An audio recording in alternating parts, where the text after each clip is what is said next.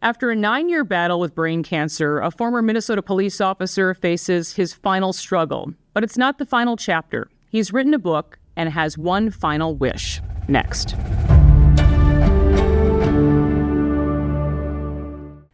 Brad Schenck is my guest. His wife, Sarah, also joins me. I want to thank you so much, both, for being here. No, thank you for having us. Thank you. You know, Brad, I know you've given so much. You're a true public servant, a hero. No one is more fitting of that title. The Marine Corps, the Air National Guard, the Moorhead Police Department. Tragically, it was brain cancer that forced you from your career as a police officer. It's been a 9-year battle.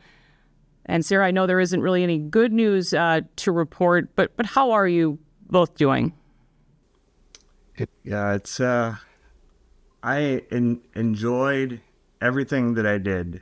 Having my family with Sarah, the kids, I loved it. And Sarah, this all started with a broken arm for Brad, right? Of all things? Yep. He was at a training, and they said he was going in for possibly surgery. And so from there is when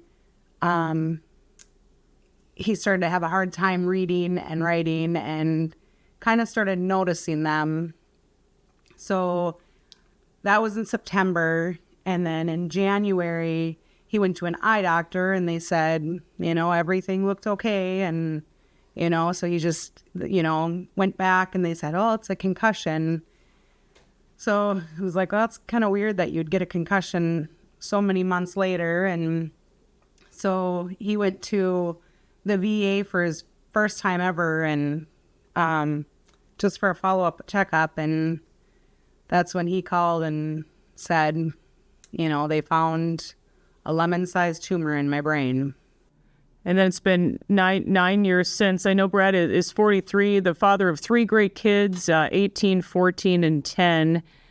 And Brad, you wanted to leave your kids with your story. So through the surgeries, chemo, radiation, you also became a published author.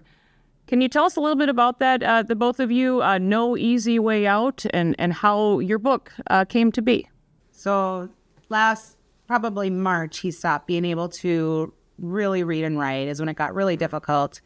And so I didn't know he was doing this. Every time the kids and I left, he'd write a little bit here and there. And so then that was last March, April timeframe. And then he just kind of stopped, like he can't do anymore without, so he sent it in and I had no idea. And so then he was hospitalized in July for a allergic reaction. And so he was staying in the hospital and I was still home with the kids, and sends me a picture and says, can you order this online for me? And it was on Amazon, and I see it and it says No Easy Way Out. And I assumed, it's for, I knew it was pray for, or gray for brain cancer. And all of a sudden I see on the bottom his name, Bradley Schenck. And I'm like, what? And so that's how that, I had no idea he was, I did know come January-ish time frame of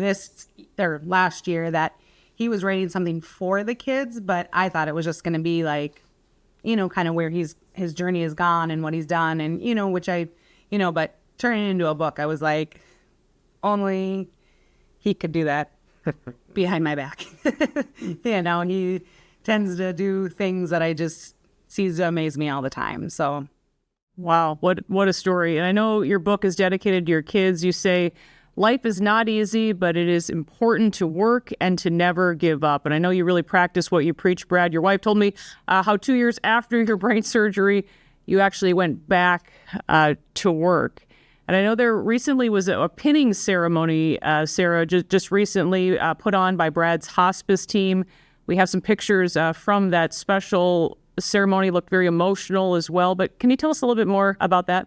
It was amazing turnout. We walked in and both were not expecting the community the way they came in. So many military people, police departments from the surrounding area that it's just, they, do the pinning to honor them.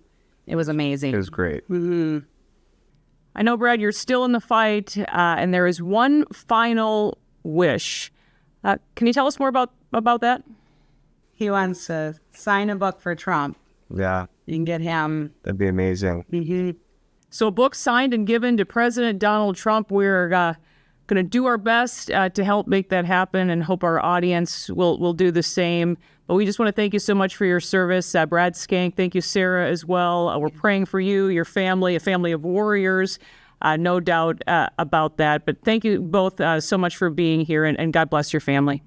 Yeah, no, thank you so much for having us. And this means a lot. Thank you. Thank you so much. That will do it for this episode of Liz Collin Reports. We'll see you next time.